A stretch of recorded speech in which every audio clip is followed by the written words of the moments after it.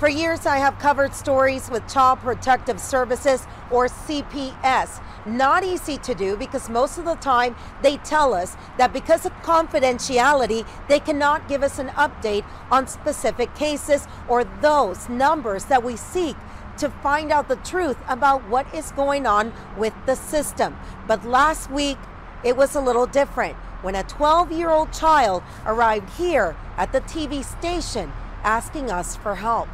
But last week, one of those children ended up right here at our TV stations. And what happened next was my realization of the frustrations many go through when asking the system for help, even if you are the media. On Tuesday, a 12-year-old boy arrived at the station with a Good Samaritan who has over the weeks allowed him on several occasions to stay in their home while waiting for CPS and the police to show up at their home.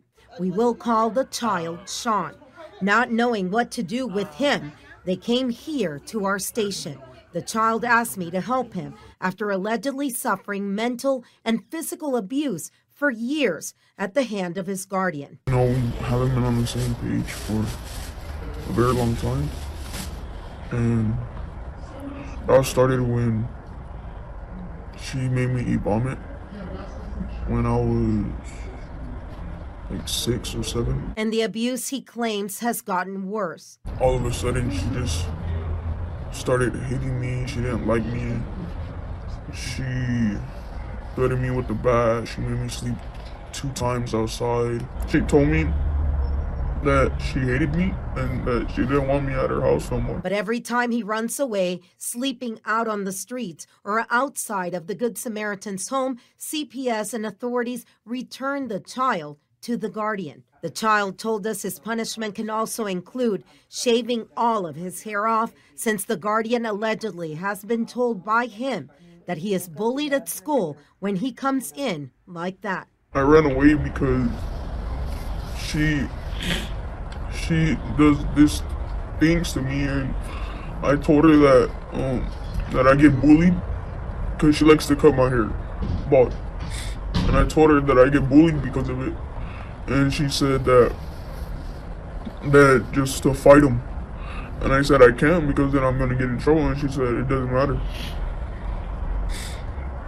And so I get bullied every day that I'm at school because of my hair. Sean also admitted to us he has tried to die by suicide twice since he keeps getting returned to the same guardian's home.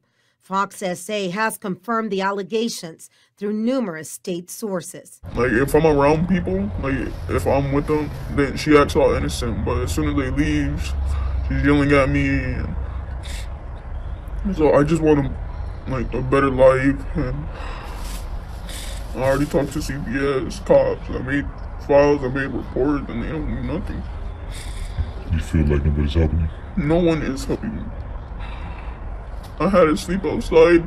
We called the Bexar County Sheriff's Office to report that the child was here. We also contacted the Regional Director for Child Protective Services, Leticia Lozano, to try and get help. Lozano asked who I was and notified me via text she was in a meeting. I explained the situation, but never heard back.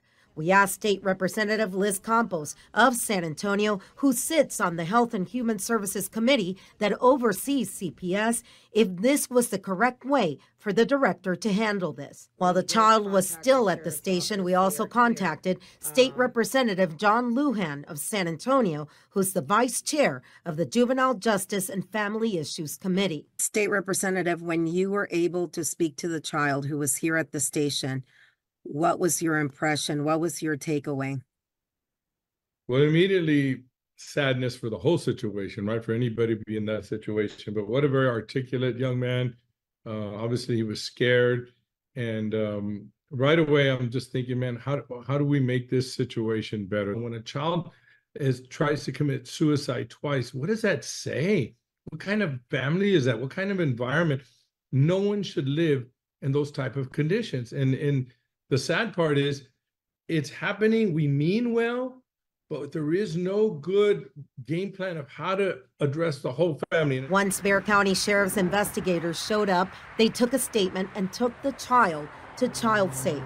11 hours later, I got a call from the Guardian after my personal cell phone was given to them on a piece of paper. The next day, Sean ran away again and ended up at the Good Samaritan's home.